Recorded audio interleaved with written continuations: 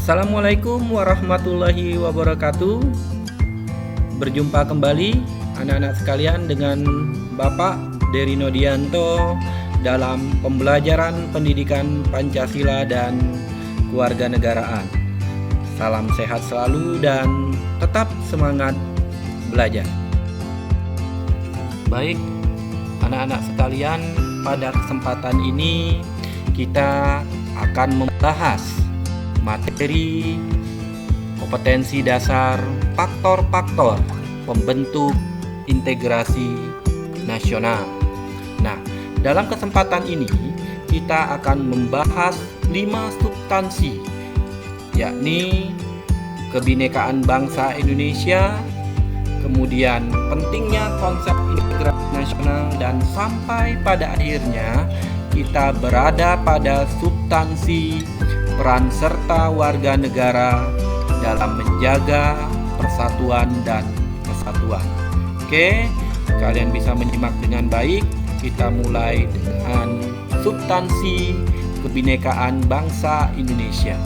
Perlu dipahami bahwa kebinekaan merupakan realitas bangsa sebagaimana telah diwariskan oleh para pendiri bangsa kita atau the founding father dalam semboyan Bhinneka Tunggal Ika.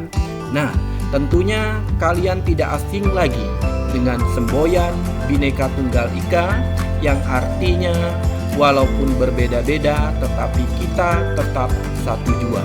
Dengan demikian, bahwa kita sudah menyadari sejak awal bahwa kebinekaan ini bukan produk baru, tetapi kekayaan yang telah diwariskan oleh para pendiri negara kita. Oleh karena itu, kebinekaan harus kita maknai sebagai peluang, sebagai potensi kekayaan, bukan sebagai ancaman. Kita lihat pada tayangan sebelah kanan dikatakan bahwa bangsa yang besar adalah bangsa yang menerima perbedaan.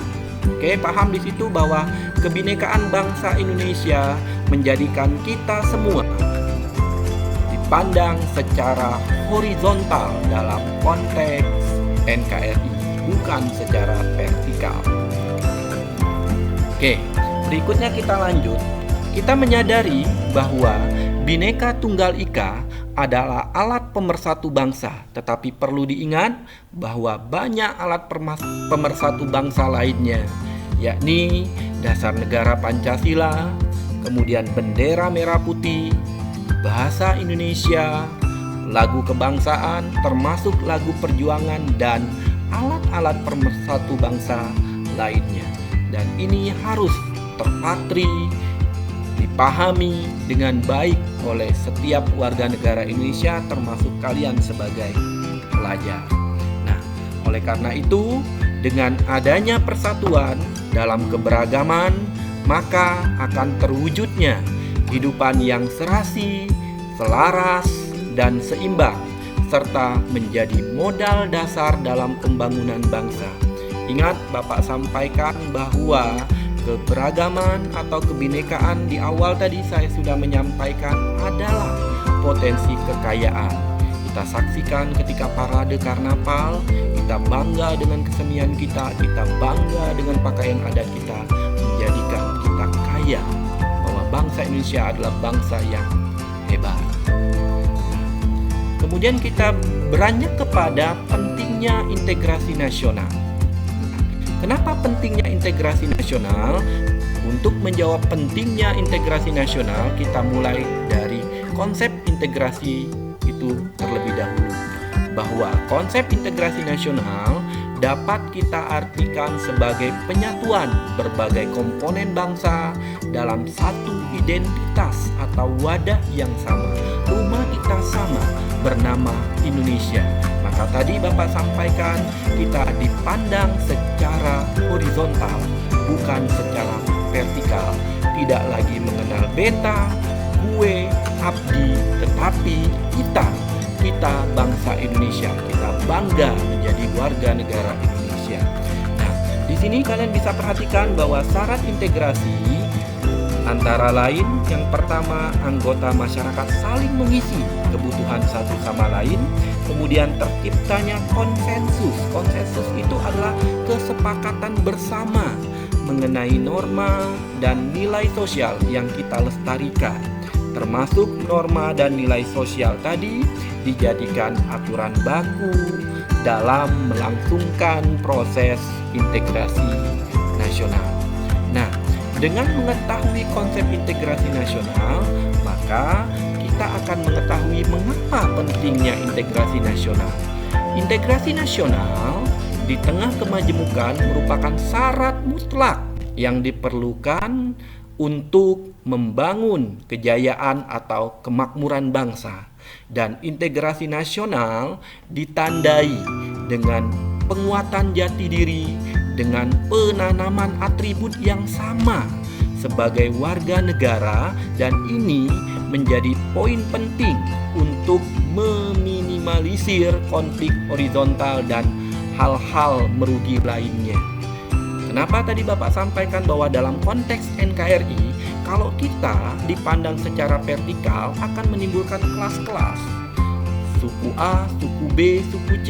Dan ketika ada pengelompokan berdasarkan kelas-kelas, masing-masing pengen berada pada kelas atas. Nah, akan menimbulkan konflik. Oleh karena itu, sekali lagi kita tidak dipandang secara vertikal, tetapi dalam konteks NKRI kita dipandang secara horizontal. Kita sejajar, kita sama dengan atribut sebagai warga negara Indonesia.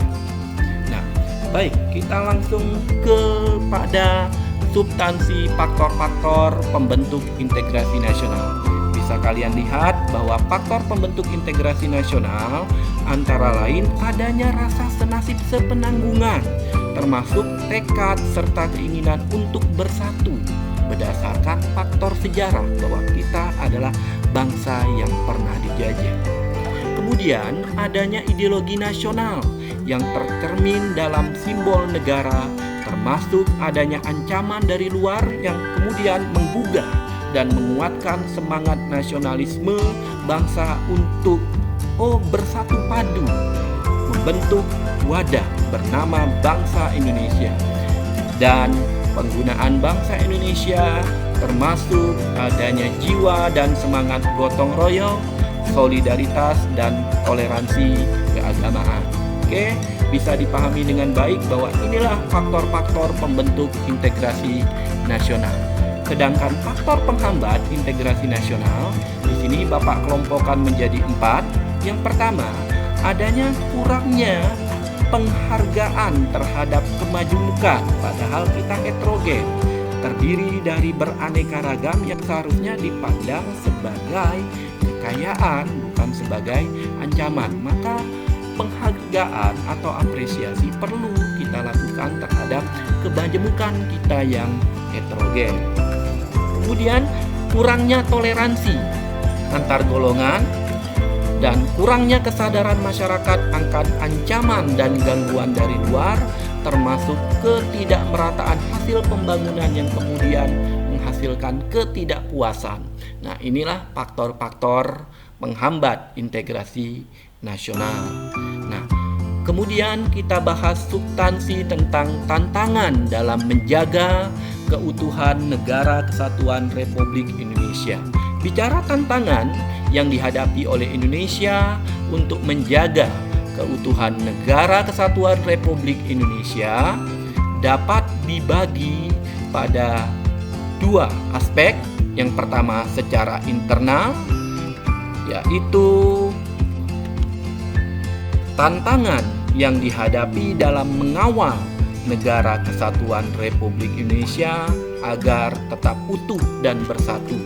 Sedangkan dari segi aspek eksternal, yaitu Indonesia menghadapi berbagai tantangan seperti pemanasan global, terorisme global, dinamika lingkungan strategis kawasan Asia Pasifik, dan masalah perbatasan negara. Nah, pada akhirnya dari apa yang kita bicarakan mempunyai ruang lingkup yang sistematis yang pada akhirnya bermuara kepada peran serta warga negara, termasuk kalian pelajar, dalam menjaga persatuan dan kesatuan bangsa. Apa itu kesadaran warga negara? Kesadaran warga negara ditunjukkan dengan tindakan warga negara yang bertujuan mempertahankan kedaulatan, keutuhan, dan keselamatan segenap bangsa dan negara dari segala ancaman dan kelangsungan hidup bangsa. Kemudian beranjak kepada hakikat bela negara. Ketika sadar, kemudian beranjak kepada hakikat bela negara bahwa bangsa Indonesia berhak dan wajib membela serta mempertahankan kemerdekaan dan kedaulatan negara, keutuhan wilayah, dan keselamatan segenap bangsa dari segala ancaman. Dan itu ditandai dengan kesediaan warga negara melakukan bela negara sesuai dengan isi ketentuan konstitusional pasal 27 ayat 3 Undang-Undang Dasar Negara Republik Indonesia tahun 1945 yang menegaskan bahwa setiap warga negara berhak dan wajib ikut serta dalam upaya pembelaan negara, dan dikuatkan dengan Undang-Undang Nomor 3 Tahun 2002 bahwa ada 4 bentuk upaya bela negara yang bisa dilakukan oleh warga negara. Yang pertama adalah melalui pendidikan kewarganegaraan, yang kedua adalah melalui pendidikan profesi, dan ketiga adalah pelatihan dasar kemiliteran, dan yang keempat adalah menjadi prajurit TNI dan Polri. Baik, demikian pembelajaran kita pada hari ini. Mudah-mudahan apa yang kita pelajari dapat memberikan manfaat, dan tentunya harapan Bapak yang paling penting dapat memberikan pengalaman belajar yang bermakna pula bagi kalian semua. Tetap jaga protokol kesehatan. Semoga kedepannya kita bisa melaksanakan pembelajaran tatap muka. Bapak akhiri, wabillahi taufik wal hidayah. Wassalamualaikum warahmatullahi wabarakatuh.